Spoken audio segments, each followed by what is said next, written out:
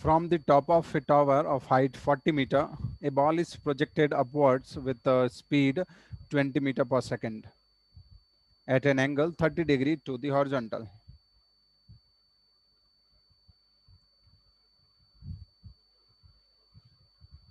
तो इस टावर से हमने एक पार्टिकल को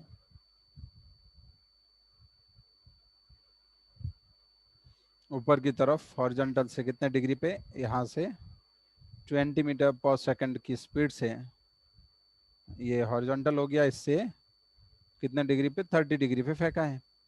ये पार्टिकल कैसे जाएगा, ऐसे जाके ऐसे होते ऊपर जाएगा, फिर इस तरह से ये पार्टिकल ग्राउंड पे गिरेगा। Distance from the foot of the tower where ball hits on the ground, ये चीज अपने निकाल ली है। ठीक है, ये डिस्टेंस जो है हमें फाइंड करनी है, कौन सी, ये वाली। बेसिकली इसकी हॉरिजॉन्टल रेंज फाइंड करनी है, हॉरिजॉन्टल रेंज फाइंड करनी है। और ये हाइट हमें दे रखी है इस टावर की।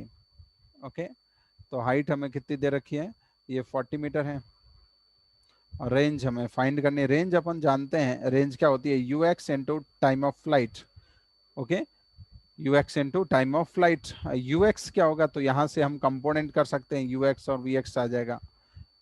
ठीक है, तो यू एक्स 20 cos 30 होगा, जिसको सॉल्व करके देखोगे देखोगे तो 10√3 मीटर पर सेकंड आएगा।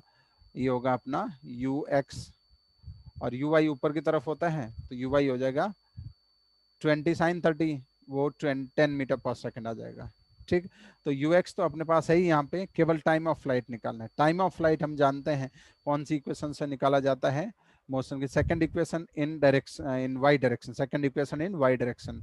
कौन सी, S Y equal to U Y T plus half A Y T square. Okay, S Y कितना होगा, इसका वाई डायरेक्शन का डिस्प्लेसमेंट देखें तो पार्टिकल यहाँ से यहाँ आया।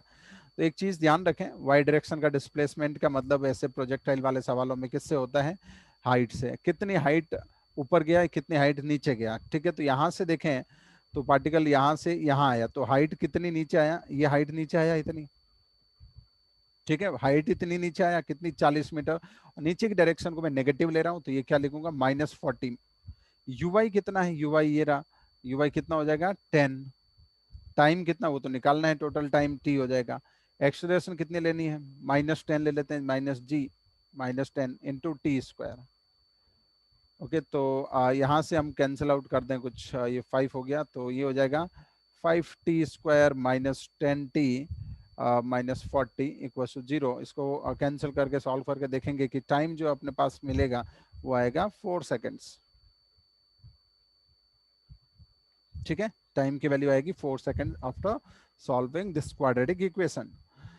सो पूछा क्या, distance from foot of tower, तो रेंज पूछी है, तो रेंज कितनी हो जाएगी, यू एक्स इंटू टी। और यू एक्स जो है हमारे पास कितना है, 10√3, तो ये आ जाएगा 10√3 इंटू 4। तो बेसिकली आंसर हो जाएगा 40√3। ठीक है, 40√3 मीटर। और हमें जो आंसर दिया है यहाँ पे 40√β दिया है, तो बीटा विल बी 3, रूट के अंदर वाला नंबर।